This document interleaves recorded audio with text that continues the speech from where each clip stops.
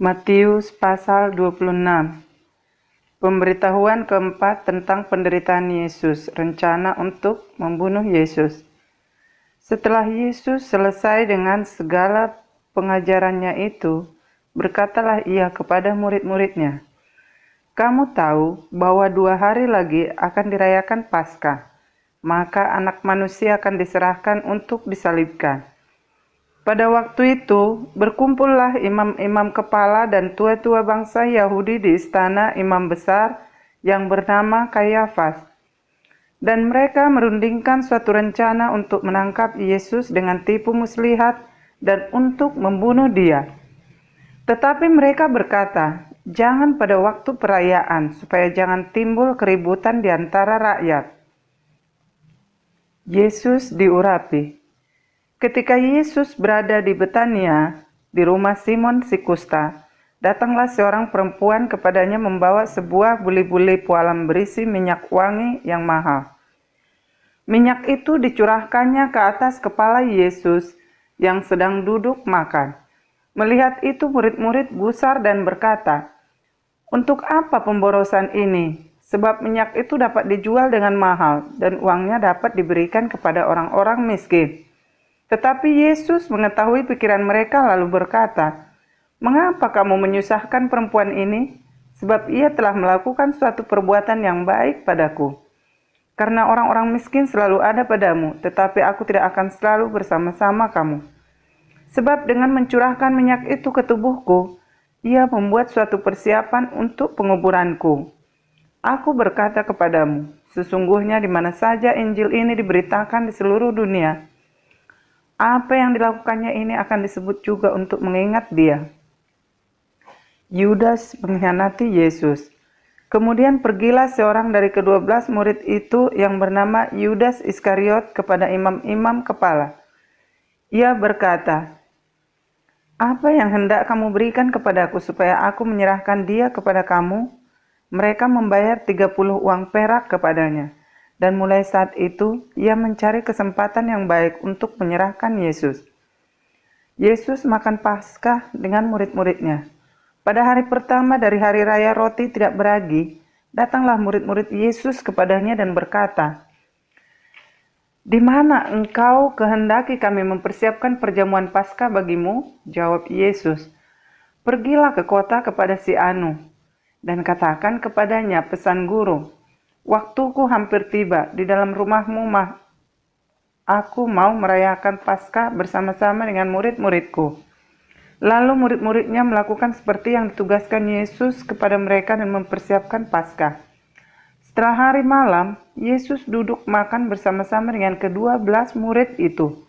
Dan ketika mereka sedang makan, ia berkata, "Aku berkata kepadamu, sesungguhnya seorang di antara kamu akan menyerahkan aku."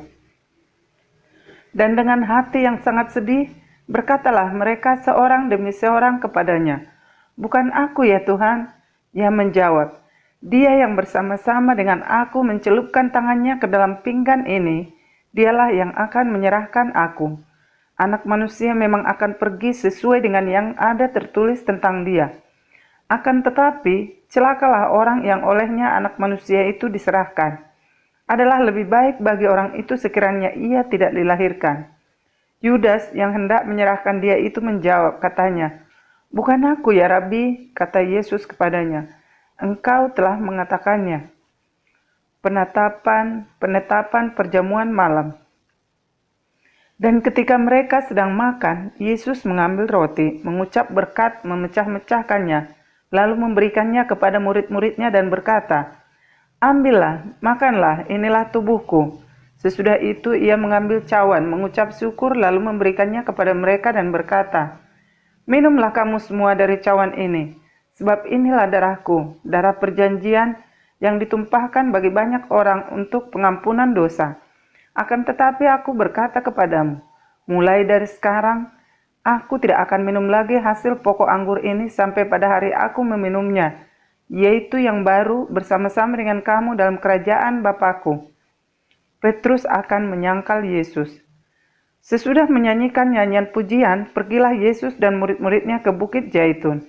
Maka berkatalah Yesus kepada mereka, "Malam ini kamu semua akan tergoncang imanmu karena aku, sebab ada tertulis, aku akan membunuh gembala dan kawanan domba itu akan tercerai-berai. Akan tetapi sesudah aku bangkit, aku akan mendahului kamu ke Galilea." Petrus menjawabnya, "Biarpun mereka semua tergoncang imannya karena engkau, aku sekali-kali tidak." Yesus berkata kepadanya, "Aku berkata kepadamu, sesungguhnya malam ini, sebelum ayam berkokok, engkau telah menyangkal aku 3 kali." Kata Petrus kepadanya, "Sekalipun aku harus mati bersama-sama engkau, aku takkan menyangkal engkau." Semua murid yang lain pun berkata demikian juga. Di Taman Getsemane, maka sampailah Yesus bersama-sama murid-muridnya ke suatu tempat yang bernama Getsemane. Lalu ia berkata kepada murid-muridnya, "Duduklah di sini, sementara aku pergi ke sana untuk berdoa." Dan ia membawa Petrus dan kedua anak Zebedeus sertanya. Maka mulailah ia merasa sedih dan gentar. Lalu katanya kepada mereka, "Hatiku sangat sedih seperti mau mati rasanya. Tinggallah di sini dan berjaga-jagalah dengan aku."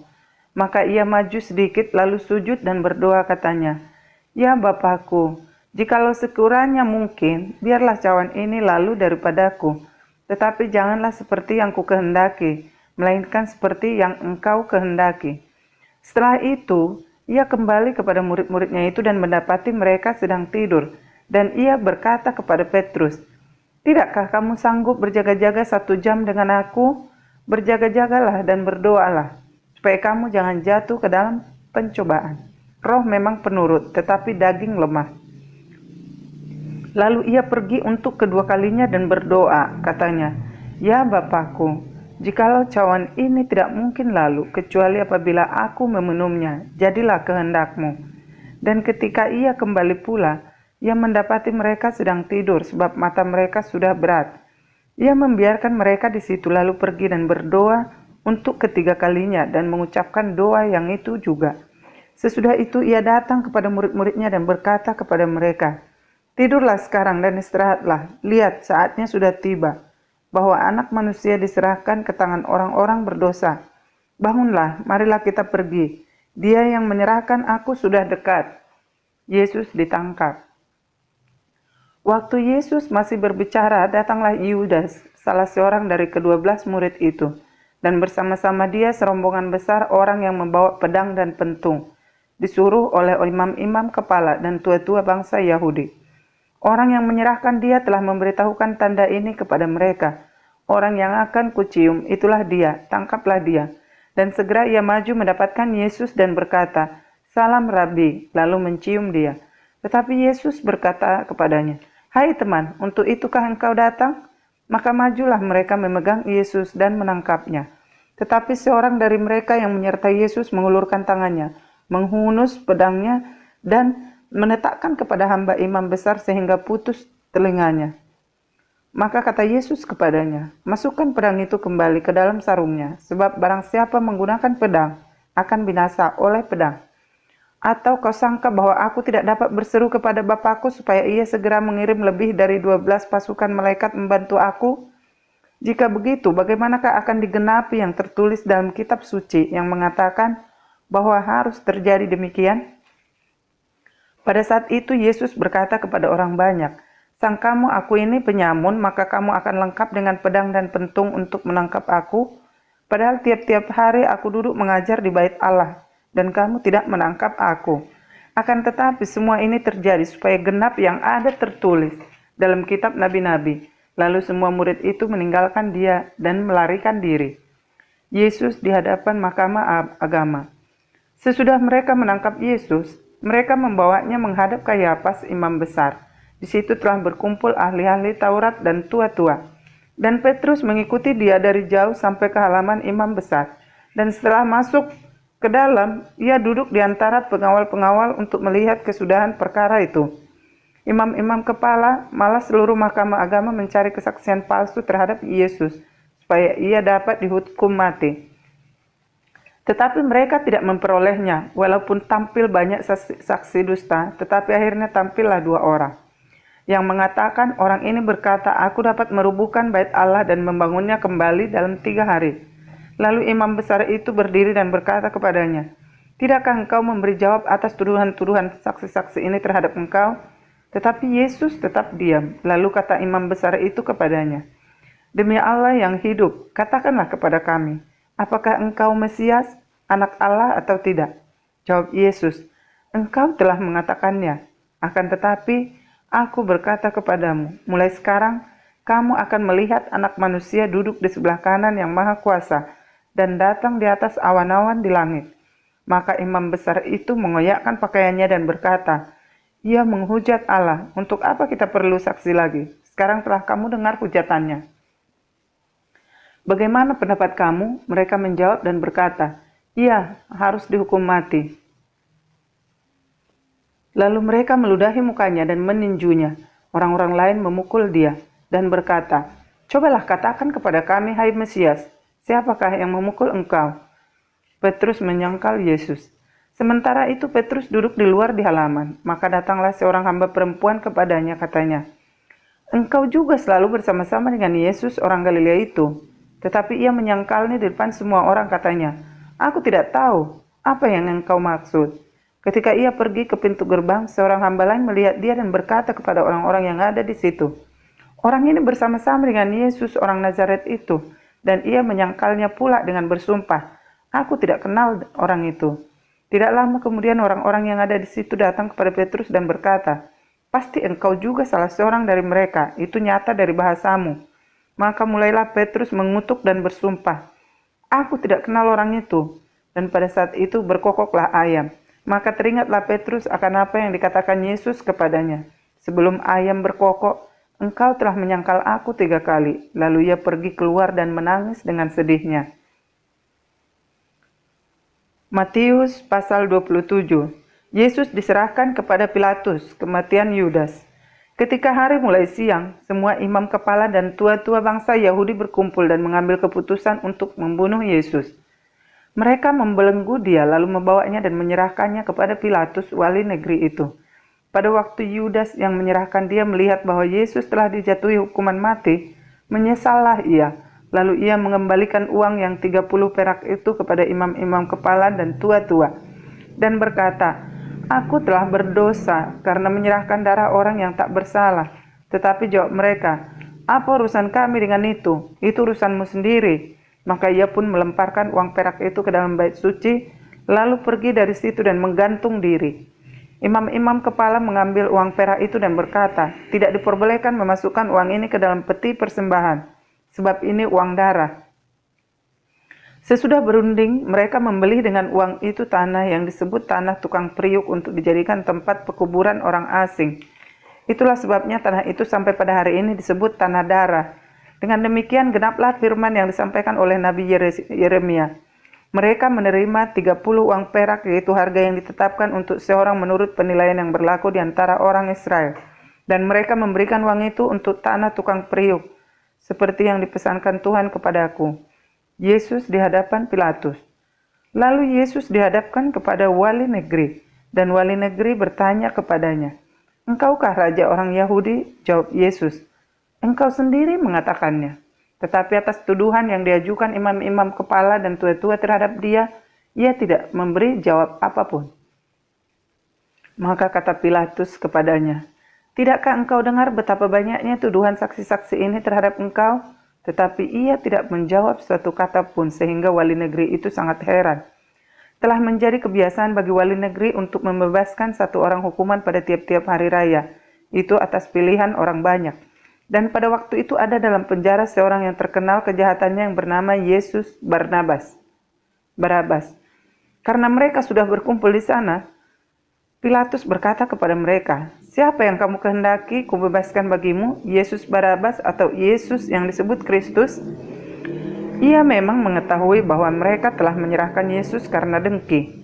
Ketika Pilatus sedang duduk di kursi pengadilan, istrinya mengirim pesan kepadanya, "Jangan engkau mencampuri perkara orang benar itu, sebab karena dia aku sangat menderita dalam mimpi tadi malam." Tetapi oleh hasutan imam-imam kepala dan tua-tua, orang banyak bertekad untuk meminta supaya Barabas dibebaskan dan Yesus dihukum mati. Wali negeri menjawab dan berkata kepada mereka, "Siapa di antara kedua orang itu yang kamu kehendaki kubebaskan bagimu?" Kata mereka, "Barabas." Kata Pilatus kepada mereka, "Jika begitu, apakah yang harus kuperbuat dengan Yesus yang disebut Kristus?" Mereka semua berseru, "Ia harus disalibkan," katanya. "Tetapi kejahatan apakah yang telah dilakukannya?" Namun mereka makin keras berteriak, "Ia harus disalibkan."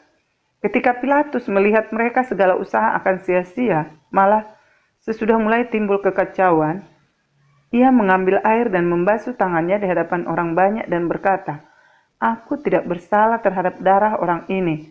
Itu urusan kamu sendiri." Dan seluruh rakyat itu menjawab, "Biarlah darahnya ditanggungkan atas kami dan atas anak-anak kami." Lalu ia membebaskan Barabas bagi mereka, tetapi Yesus disesahnya, lalu diserahkannya untuk disalibkan. Yesus diolok-olokkan. Kemudian serdadu-serdadu wali negeri membawa Yesus ke gedung pengadilan, lalu memanggil seluruh pasukan berkumpul sekeliling Yesus. Mereka menanggalkan pakaiannya dan mengenakan jubah ungu kepadanya. Mereka menganyam sebuah mahkota duri dan menaruhnya di atas kepalanya, lalu memberikan dia sebatang buluh di tangan kanannya. Kemudian mereka berlutut di hadapannya dan mengolok-olokkan dia, katanya, "Salam, hai Raja orang Yahudi." Mereka meludahinya dan mengambil buluh itu dan memukulkannya ke kepalanya. Sesudah mengolok-olokkan dia, mereka menanggalkan jubah itu daripadanya dan mengenakan pula pakaiannya kepadanya. Kemudian mereka membawa dia keluar untuk disalibkan. Yesus disalibkan. Ketika mereka berjalan keluar kota, mereka berjumpa dengan seorang dari Kinere yang bernama Simon. Orang itu mereka paksa untuk memikul salib Yesus. Maka sampailah mereka di suatu tempat yang bernama Golgota, artinya tempat tengkorak. Lalu mereka memberi dia minum anggur bercampur empedu. Setelah ia mengecapnya, ia tidak mau meminumnya. Sesudah menyalibkan dia, mereka membagi-bagi pakaiannya dengan membuang undi. Lalu mereka duduk di situ menjaga dia. Dan di atas kepalanya terpasang tulisan yang menyebut alasan mengapa ia dihukum. "Inilah Yesus, Raja orang Yahudi." Bersama dengan dia disalibkan dua orang penyamun, seorang di sebelah kanan dan seorang di sebelah kirinya. Orang-orang yang lewat di sana menghujat dia dan sambil menggelengkan kepala. Mereka berkata, "Hai engkau yang mau merubuhkan bait suci dan mau membangunnya kembali dalam 3 hari. Selamatkanlah dirimu jikalau engkau anak Allah, turunlah dari salib itu." Demikianlah juga imam-imam kepala bersama-sama ahli-ahli Taurat dan tua-tua mengolok-olokkan dia dan mereka berkata, "Orang lain ia selamatkan, tetapi dirinya sendiri tidak dapat ia selamatkan. Ia Raja Israel? Baiklah, ia turun dari salib itu dan kami akan percaya kepadanya. Ia menaruh harapannya pada Allah. Baiklah Allah menyelamatkan dia, jikalau Allah berkenan kepadanya, karena ia telah berkata, 'Aku adalah anak Allah.'" Bahkan penyamun-penyamun yang disalibkan bersama-sama dengan dia mencelanya demikian juga. Yesus mati. Mulai dari jam 12 kegelapan meliputi seluruh daerah itu sampai jam 3. Kira-kira jam 3, berserulah Yesus dengan suara nyaring, "Eli, Eli, lama sabachthani." Artinya, "Allahku, Allahku, mengapa engkau meninggalkan aku?" Mendengar itu, beberapa orang yang berdiri di situ berkata, "Ia memanggil Elia." Dan segeralah datang seorang dari mereka. Ia mengambil bunga karang, mencelupkannya ke dalam anggur asam, lalu mencucukkannya pada sebatang buluh dan memberi Yesus minum. Tetapi orang-orang lain berkata, "Jangan, baiklah kita lihat, apakah Elia datang untuk menyelamatkan dia?" Yesus berseru pula dengan suara nyaring lalu menyerahkan nyawanya. Dan lihatlah, tabir bait suci terbelah dua dari atas sampai ke bawah, dan terjadilah gempa bumi, dan bukit-bukit batu terbelah, dan kuburan-kuburan terbuka, dan banyak orang kudus yang telah meninggal bangkit. Dan sesudah kebangkitan Yesus, mereka pun keluar dari kubur, lalu masuk ke kota kudus dan menampakkan diri kepada banyak orang. Kepala pasukan dan prajurit-prajuritnya yang menjaga Yesus menjadi sangat takut ketika mereka melihat gempa bumi dan apa yang telah terjadi, lalu berkata, "Sungguh ia ini adalah anak Allah." Dan ada di situ banyak perempuan yang melihat dari jauh, yaitu perempuan-perempuan yang mengikuti Yesus dari Galilea untuk melayani dia. Di antara mereka terdapat Maria Magdalena dan Maria ibu Yakobus dan Yusuf dan ibu anak-anak Zebedeus. Yesus dikuburkan. Menjelang malam, datanglah seorang kaya orang Arimatea yang bernama Yusuf dan yang telah menjadi murid Yesus juga. Ia pergi menghadap Pilatus dan meminta mayat Yesus. Pilatus memerintahkan untuk menyerahkannya kepadanya. Dan Yusuf pun mengambil mayat itu, mengapaninya dengan kain leran yang putih bersih, lalu membaringkannya di dalam kuburnya yang baru, yang digalinya di dalam bukit batu. Dan sesudah menggulingkan sebuah batu besar ke pintu kubur itu, pergilah ia. Tetapi Maria Magdalena dan Maria yang lain tinggal di situ duduk di depan kubur itu. Kubur Yesus dijaga. Keesokan harinya, yaitu sesudah hari persiapan, datanglah imam-imam kepala dan orang-orang Farisi bersama-sama menghadap Pilatus. Dan mereka berkata, "Tuan, kami ingat bahwa si penyesat itu sewaktu hidupnya berkata, 'Sesudah 3 hari aku akan bangkit.' Karena itu perintahkanlah untuk menjaga kubur itu sampai hari yang ketiga. Jikalau tidak, murid-muridnya mungkin datang untuk mencuri dia, lalu mengatakan kepada rakyat, 'Ia telah bangkit dari antara orang mati,' sehingga penyesatan yang terakhir akan lebih buruk akibatnya daripada yang pertama." Kata Pilatus kepada mereka, "Ini penjaga-penjaga bagimu, pergi dan jagalah kubur itu sebaik-baiknya." Maka pergilah mereka dan dengan bantuan penjaga-penjaga itu, mereka mematerai kubur itu dan menjaganya. Matius pasal 28, Kebangkitan Yesus.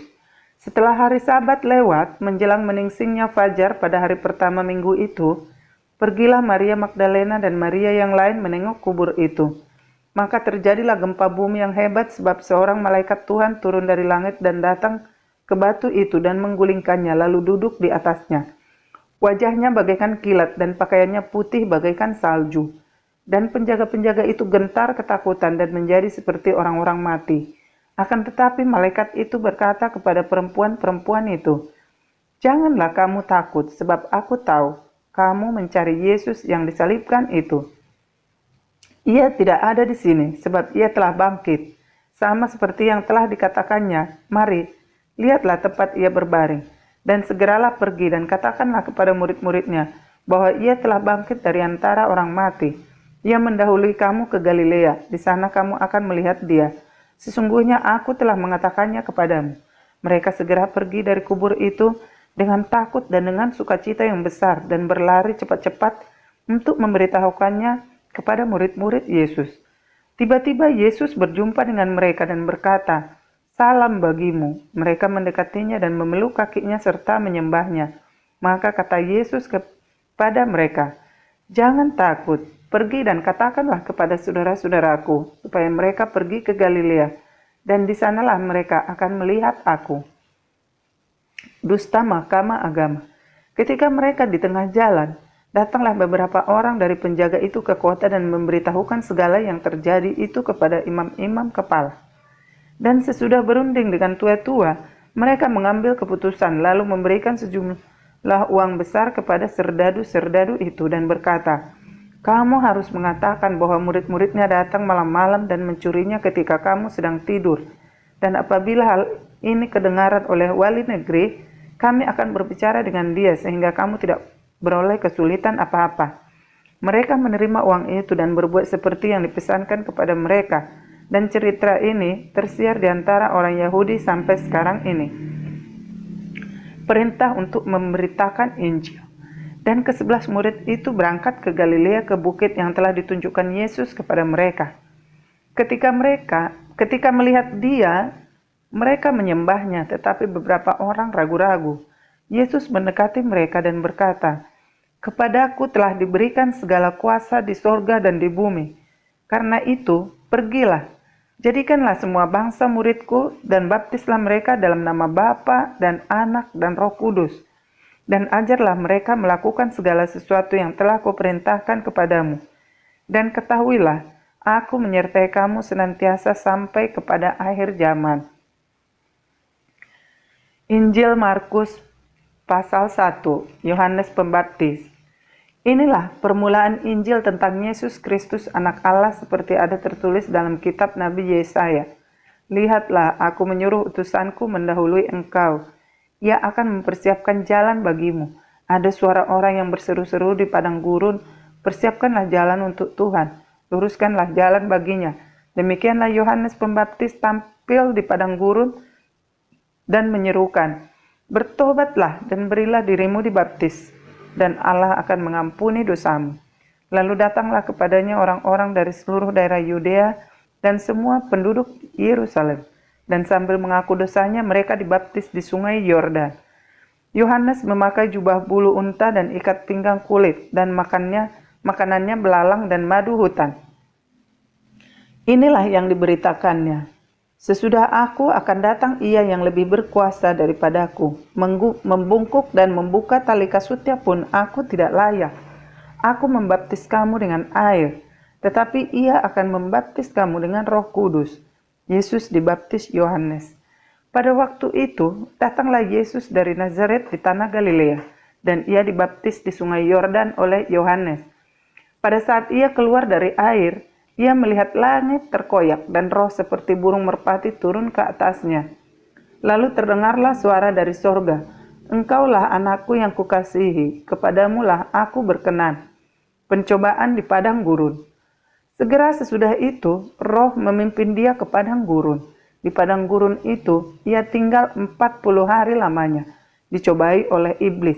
Ia berada di sana di antara binatang-binatang liar, dan malaikat-malaikat melayani dia.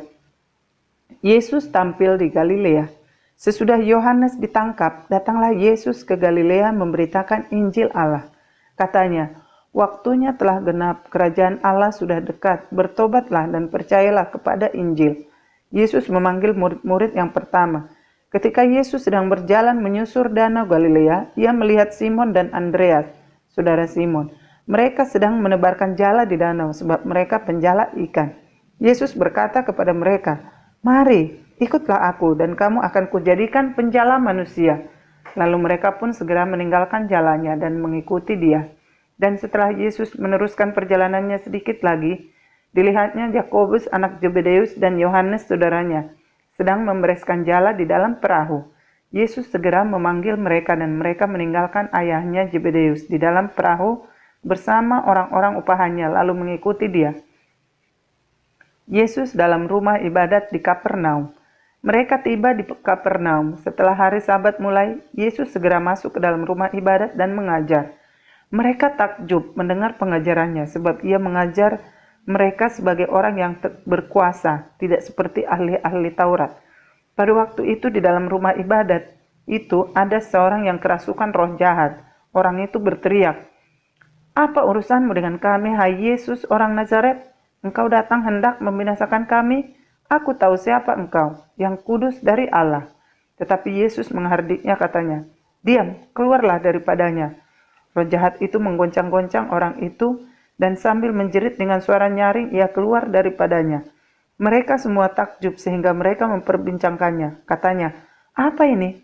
Suatu ajaran baru." Ia berkata-kata dengan kuasa. Roh-roh jahat pun diperintahnya dan mereka taat kepadanya. Lalu tersebarlah dengan cepat kabar tentang dia ke segala penjuru di seluruh Galilea. Yesus menyembuhkan ibu mertua Petrus dan orang-orang lain. Keluarnya dari rumah ibadat itu, Yesus dengan Yakobus dan Yohanes pergi ke rumah Simon dan Andreas. Ibu mertua Simon terbaring karena sakit demam. Mereka segera memberitahukan keadaannya kepada Yesus. Ia berkata ke tempat perempuan itu. Ia pergi ke tempat perempuan itu dan sambil memegang tangannya, ia membangunkan dia. Lalu lenyaplah demamnya. Kemudian perempuan itu melayani mereka. Menjelang malam sesudah matahari terbenam, dibawalah kepada Yesus semua orang yang menderita sakit dan yang kerasukan setan. Maka berkerumunlah seluruh penduduk kota itu di depan pintu. Ia menyembuhkan banyak orang yang menderita bermacam-macam penyakit dan mengusir banyak setan. Ia tidak memperbolehkan setan-setan itu berbicara, sebab mereka mengenal dia. Yesus mengajar di kota-kota lain. Pagi-pagi benar waktu hari masih gelap, ia bangun dan pergi keluar. Ia pergi ke tempat yang sunyi dan berdoa di sana. Tetapi Simon dan kawan-kawannya menyusul dia. Waktu menemukan dia, mereka berkata, "Semua orang mencari engkau." Jawabnya, "Marilah kita pergi ke tempat lain, ke kota-kota yang berdekatan, supaya di sana juga aku memberitakan Injil. Karena untuk itu aku telah datang." Lalu pergilah ia ke seluruh Galilea dan memberitakan Injil dalam rumah-rumah ibadat. mereka dan mengusir setan-setan. Yesus menyembuhkan seorang yang sakit kusta. Seorang yang sakit kusta datang kepada Yesus dan sambil berlutut di hadapannya, ia memohon bantuannya, katanya, "Kalau engkau mau, engkau dapat mentahirkan aku." Maka tergeraklah hatinya oleh belas kasihan.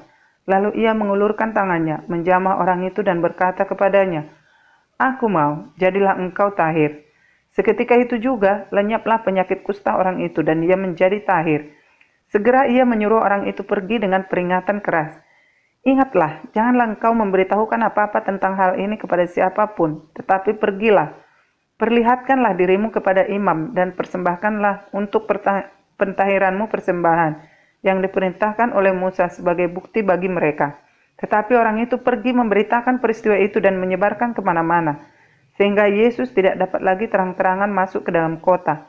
Ia tinggal di luar di tempat-tempat yang sepi, namun orang terus juga datang kepadanya dari segala penjuru. Markus pasal 2, orang lumpuh disembuhkan. Kemudian sesudah lewat beberapa hari, waktu Yesus datang lagi ke Kapernaum, tersiarlah kabar bahwa ia ada di rumah. Maka datanglah orang-orang berkerumun sehingga tidak ada lagi tempat, bahkan di muka pintu pun tidak. Sementara ia memberitakan firman kepada mereka. Ada orang-orang datang membawa kepadanya seorang lumpuh digotong oleh 4 orang. Tetapi mereka tidak dapat membawanya kepadanya karena orang banyak itu. Lalu mereka membuka atap yang di atasnya. Sesudah terbuka, mereka menurunkan tilam tempat orang lumpuh itu terbaring. Ketika Yesus melihat iman mereka, berkatalah ia kepada orang lumpuh itu, "Hai anakku, dosamu sudah diampuni." Tetapi di situ ada juga duduk beberapa ahli Taurat. Mereka berpikir dalam hatinya, "Mengapa orang ini berkata begitu? Ia menghujat Allah. Siapa yang dapat mengampuni dosa selain daripada Allah sendiri?" Tetapi Yesus segera mengetahui dalam hatinya bahwa mereka berpikir demikian. Lalu ia berkata kepada mereka, "Mengapa kamu berpikir begitu dalam hatimu? Manakah lebih mudah mengatakan kepada orang lumpuh ini, 'Dosamu sudah diampuni,' atau mengatakan, 'Bangunlah, angkatlah tilammu dan berjalan'? Tetapi supaya kamu tahu bahwa di dunia ini anak manusia berkuasa mengampuni dosa, berkatalah ia kepada orang lumpuh itu, 'Kepadamu kukatakan, bangunlah, angkatlah tempat tidurmu dan pulanglah ke rumahmu.' Dan orang itu pun bangun, segera mengangkat tempat tidurnya dan pergi keluar di hadapan orang-orang itu. Sehingga mereka semua takjub lalu memuliakan Allah. Katanya, 'Yang begini belum pernah kita lihat.'" Lewi pemungut cukai mengikut Yesus. Sesudah itu Yesus pergi lagi ke pantai danau. Dan seluruh orang banyak datang kepadanya. Lalu ia mengajar mereka.